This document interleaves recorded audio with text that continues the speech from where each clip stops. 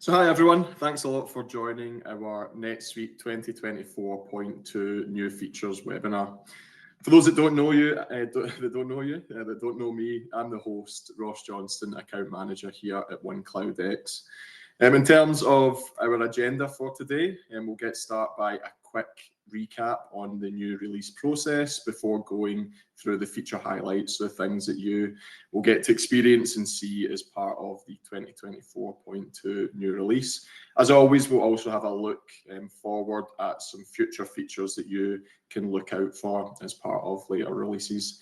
We'll also do a Q&A at the end, so make sure we've got some time at the end of the session. So if you've got any questions as we go through the webinar, then please just drop them in the chat box and we'll get them at the end of the session.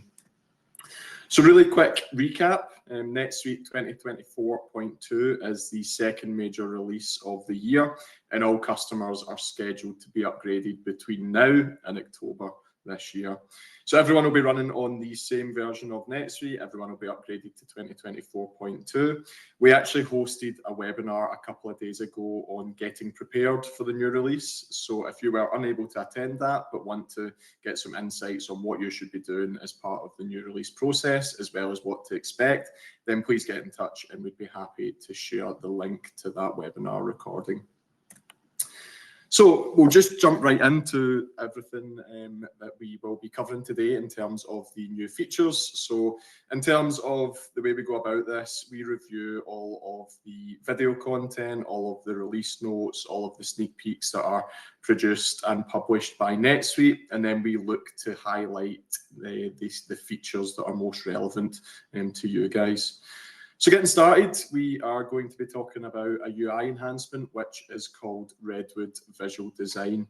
Now, although you can already change the text, so the font and the colors within NetSuite, Redwood Visual Design is a complete overhaul of the UI. Now, this is available to all NetSuite customers, regardless of edition, so any NetSuite user can apply this new user interface.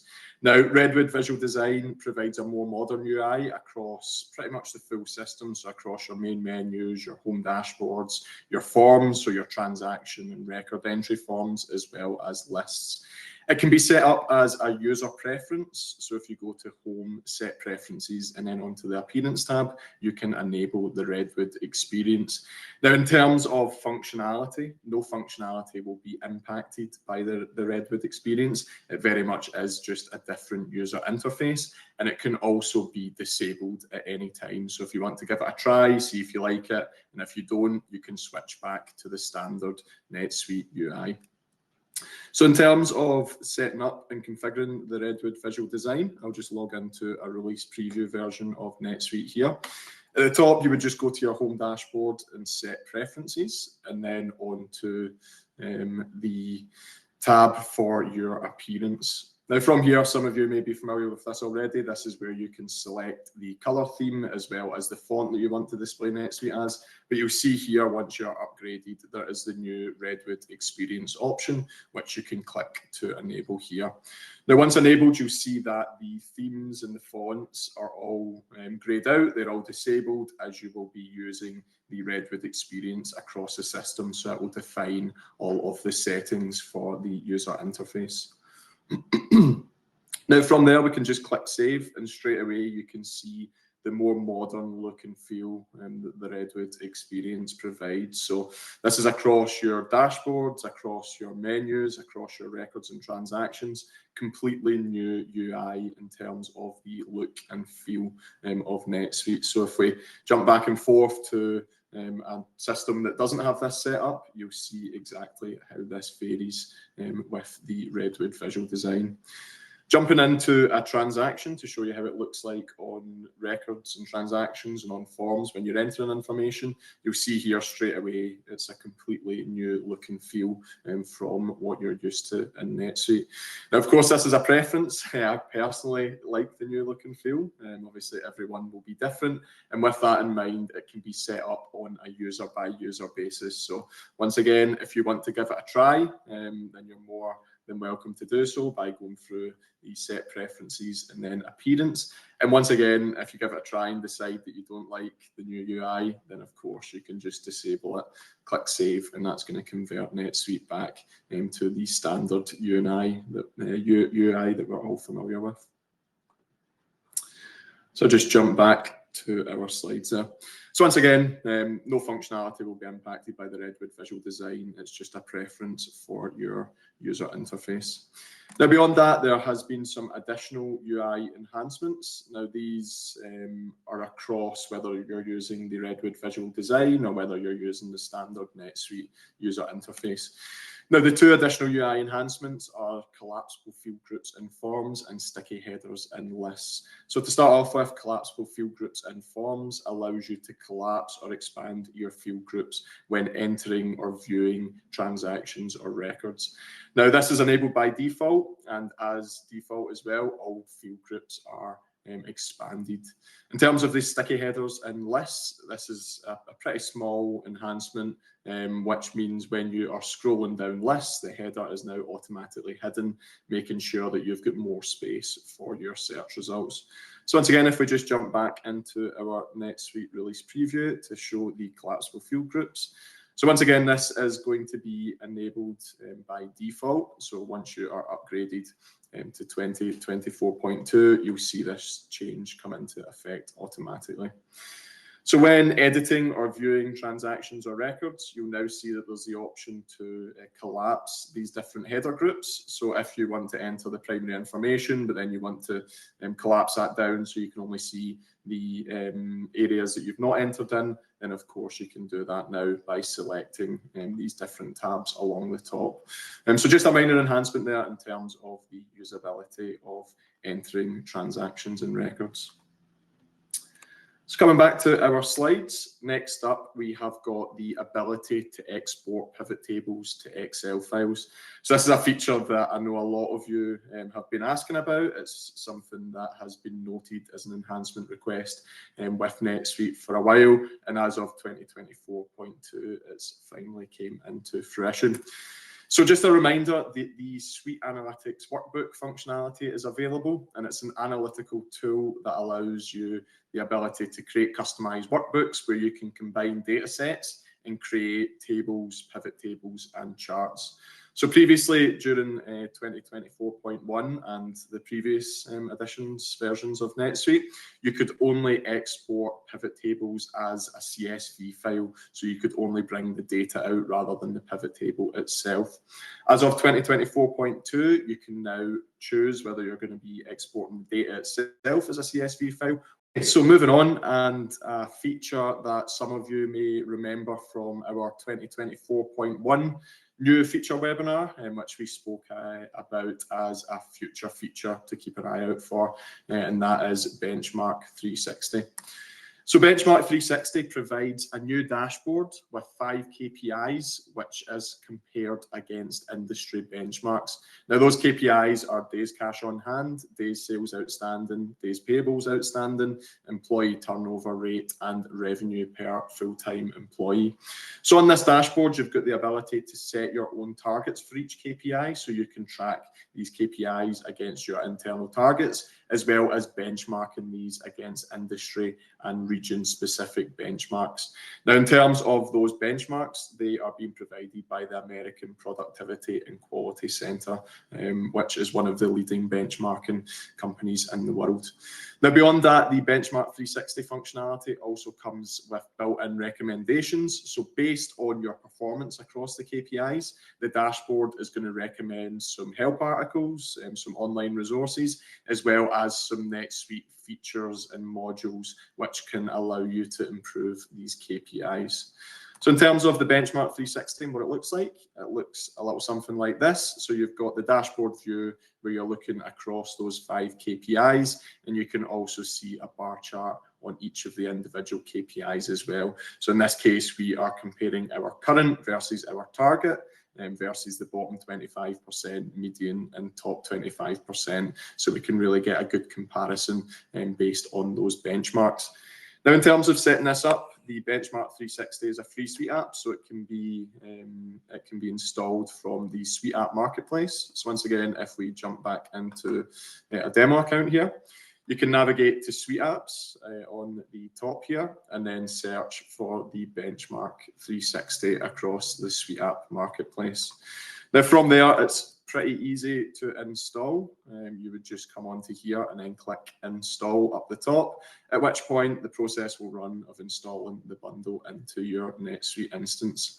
From there, you can then navigate from list to Benchmark 360, where you can open up the dashboard from there.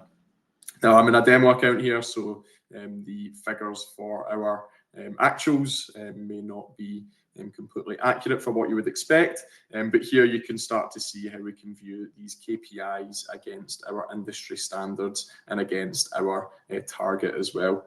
If we go into the preferences tab here, this is where we can set up our preferences for the Benchmark 360. So we can select the industry that we are looking to compare against, the region that we're looking to compare against, as well as the company size. Now, in terms of our targets, we can either set those as just a general company-wide target, but if you have a group of subsidiaries within your NetSuite environment, you can also set those targets on a subsidiary by subsidiary basis. So if you've got different targets for one business unit versus another, then you can set those up in the preference. Now from there, coming back to the Benchmark 360, you can see up in the top right-hand corner that we can change the subsidiary that we are viewing, so we can really get that detailed information on how we are performing against similar companies in our industry based on a company by company view there on our Benchmark 360 dashboard. Okay, so just jumping back into the slides. Another 360 that we've got here is our Compliance 360. Now, once again, this was mentioned in the 2024.1 release notes as a feature that would be coming soon, and it was something as well that we spoke about during our 2024.1 new features webinar. So Compliance 360 provides a single source of truth for all of the user interactions across the system with customer records. So although you can already view information in terms of editing customer records in the audit log, this provides a full dashboard view, allowing you to perform a search of when a specified user creates, deletes, edits, searches, views, prints, reports, or exports customer records. And that includes a log of the last 12 months of activity across those customer records as well.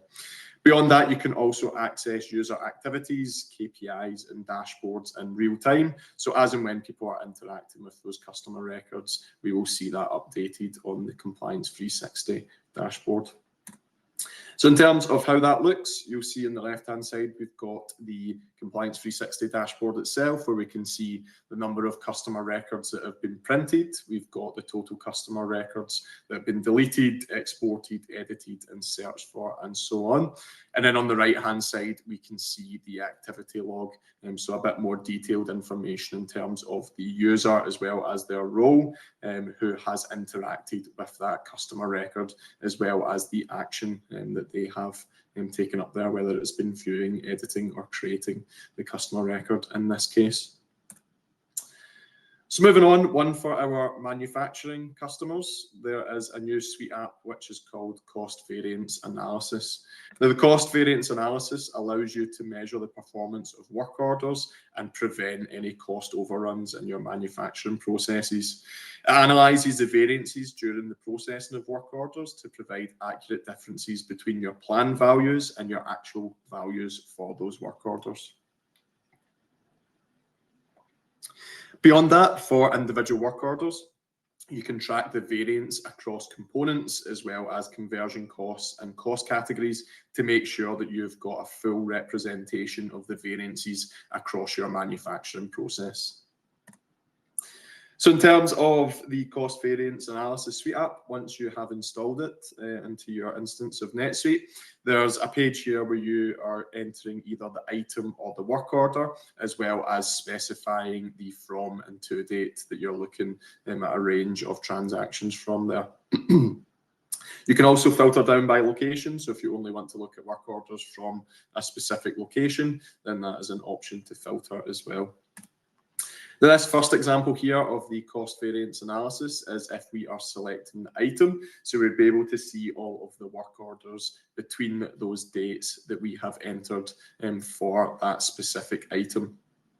From there, you can then get visibility of your plan costs, so how much you would typically be using in the manufacturing of that work order, and then your actual cost there as well, along with a cost variance amount and cost variance percentage, as well as breaking that down per unit as well. So we've got that full visibility across all of the work orders for that item. Now, beyond that, if we're selecting the individual work orders to analyse our cost variance, then we can break that down further and start viewing the cost categories, components and conversion costs there. So we can see our planned, actual and cost variance across our cost categories now. So we can see that we are minorly down on our service cost category, and drilling down further, we can then look into the component costs as well. So we can get that full breakdown of our variances. And then finally, our conversion costs, so the actual assembly operations and processes that have been involved in the production of this item in this work order, so that we can see exactly what that variance has been.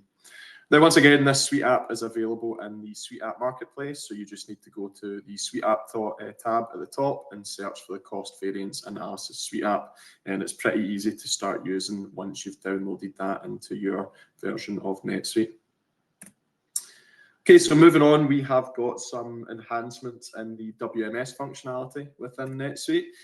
We've actually got a few here. So the first of which is an update of cycle counts. So from now on, as of 2024.2, you can create inventory counts from a cycle count plan on the app. So you can do it on the mobile device instead of having to create that inventory count on the UI and then proceeding it in the app. So just a bit more of a streamlined process there in creating those cycle counts.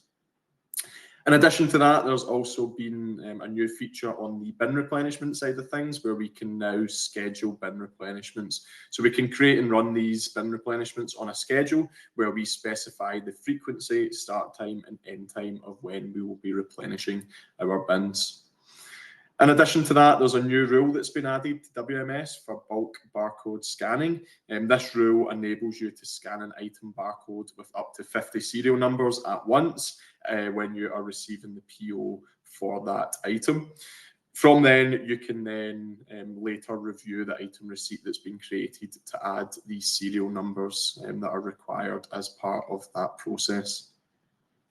Finally, we've got an enhancement to the picking within NetSuite. So when you're picking sales and transfer orders from a WMS mobile device, there is now the option to select other bins. So if you're split picking, if you're picking items from two separate bins as part of that picking process, there's now the option to do that on the handheld device by selecting other bin during the picking of those transactions. So another update which is related to WMS and to the SCM mobile is the ability to capture images when you are receiving POs. So you see here there's a bit of a process flow where we've got selecting the PO and then selecting the item or scanning the item, which you would already be doing with WMS. There's now the option to upload an image. So say, for example, the item that you're receiving is damaged or you want to record a picture of it for any other reason, you can now select upload image, take a picture, and that will be attached as part of that receipting process. There is a little bit of configuration that's required for this, so if you do want to review this further, then please do get in touch and we'd be happy to discuss the configuration that needs to be done to provide this functionality. So moving on, once again, closely related to WMS, we've got some enhancements to Ship Central. So first of all, we've got packing by waves. So previously you could search for orders to pack using the order number or the pick carton, but now you can also search by the wave transaction. Now this will display all waves that are associated with an order or all orders that are associated with that wave. So just an enhancement there in terms of how you can search for transactions during that packing process. Another enhancement for the Ship Central functionality is the option to mark as shipped on the WMS device. So this is a rule that once again can be enabled, and when that rule has been enabled, a marked as shipped button will appear on the summary page of your packing flows. Now this means that you can say that that has been shipped directly from the mobile device without having that intermediate step of packing that and then marking it shipped within the NetSuite UI. Of course, this is completely a preference. So if you want to continue using the standard pick, pack, ship and going through each of those processes separately, then of course you can do that. But if you want to give the option to mark as shipped on the mobile devices, then this is a WMS rule that can be configured.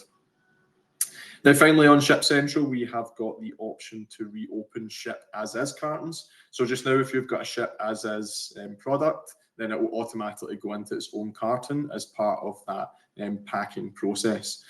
Now, as of 2024.2, you can reopen ship as is cartons. So say, for example, you wanted to add an additional item into that same carton, then you can do so by reopening that carton and adding the item to there before shipping. So last but not least, we have got some enhancements to supply planning. There's actually quite a lot of enhancements here. There is a video which is on the NetSuite Suite Answers, which I would recommend you watch. It's about 30 minutes long. If you are using supply planning and the MRP functionality, it goes into some more detail on these individual features. But there's a lot of enhancements across the supply planning. So first of all, we've got the option to remove a supply order from repository. So previously, if you had a transaction that was causing any issues as part of your supply planning, you would have to remove that and then refresh the repository. Now, as of 2024.2, there's a checkbox on the transactions to allow you to exclude from supply planning, and you no longer have to go through the process of refreshing the repository to remove that transaction from your supply planning. Additionally, as you can see, there has been some changes to the minimum order quantity. So previously, minimum order quantity was just a parameter for lot, but now it can be paired with fixed lot multiple, or periods of supply as a limit. Now, once again, not going to go through all of these in great detail, but there is a video online. But just to note, the final one there at the end, the workday calendars for POs. So now on locations within NetSuite, you can enforce the workday calendar to be used for POs. So say, for example, your dock is closed on weekends or public holidays. NetSuite can now take that into consideration when creating your supply plans to make sure that POs are only being recommended for delivery when that dock is open. Now, this is a feature that was already available for work orders to make sure that we weren't scheduling work orders for weekends or public holidays when staff aren't in, but this has now been expanded out to also include POs as well for your supply planning. So once again, to wrap up before the Q&A at the end, a quick note on a future feature lookout. So some of you may have seen some more communication about the AI Text Enhance, which is just one of the areas where NetSuite is embedding AI into the product.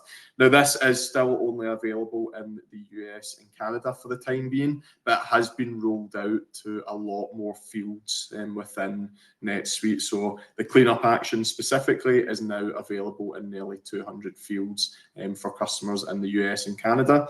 As of now, there is still no timeline for when this will be released to ANZ, but I will be keeping an eye on that personally, and we'll keep everyone updated as to any product updates for AI Text Enhance, or if there's any timelines that are released on when we can expect this to be rolled out to our market. So that wraps it up for all of the features that we'll be going through today. And once again, there is a Q&A box. So if you have any questions, then please feel free to drop them in just now. I will stop sharing my screen and just double check if we have had any questions so far. I guess something to note as well, mentioned the enhancements to the Suite Analytics workbooks functionality. So being able to export pivot tables from NetSuite directly into an Excel file, which is an enhancement that's coming out in 2024.2. Suite Analytics Workbooks is available to you just now. It might be a feature that you're not using, something that we have noticed across our customer base. And we are planning a webinar in a month or so time to go through the Suite Analytics Workbook functionality, as well as a refresh on dashboards. So creating and maintaining your own dashboards, publishing dashboards, and creating and customizing Save Search and reports. So that's something that we're planning a webinar for in about a month or so. So we will keep you updated once we have a date scheduled for that. So we look forward to hosting that session as well. So I've just had a message in the chat regarding an error message. So some of you may have been experiencing an error message, which reads, "This page loads a script that uses the unsupported EXTJS library." So this is something that we are currently monitoring. So this will be relevant for customers who have already been upgraded to the 2024.2 edition. So basically that error message is just a warning that as of 2025.1, which will be the release around February, March, April in 2025, the EXTJS library will no longer be supported. So as part of this, we are reviewing any custom scripts that are currently in customer accounts to make sure that they aren't using this library. But we've also noted as well that there are some NetSuite bundles that are using this library. So a couple that we have taken note of is the sticky notes as well as the file drag and drop bundles. So if you do have those bundles installed, then they may be a source of this error message. But it is something that we are in touch with NetSuite for. We're waiting for more communication as to whether there's going to be a patch for those bundles, and it's something that we are monitoring internally as well. But for now, please note that this error message is just a warning, and it's just letting you know that as of 2025.1, which won't be coming out to around February 2025, that's when this change will take place. So nothing urgent for the time being. Perfect. Thanks, Stephen. Brilliant. So I'm not seeing any other questions for just now. Now, once again, there's various different resources that are available online. If you do want a recording of our webinar that we hosted on Tuesday around the release preview process and how to access the information, then please get in touch and we'd be happy to share that. If you do have any questions about the new release, anything that you want to dig into deeper, then please do get in touch with myself and I'd be happy to go into more detail on the features that will be coming out with 2024.2. Perfect. So not seeing any questions just now, so I think we will wrap up for today's session. Once again, thanks everyone for joining today's webinar. Hope it's been of value, and please get in touch with myself directly if you've got any questions or any of the features that you want to explore further. Thanks a lot, everyone. Have a nice day.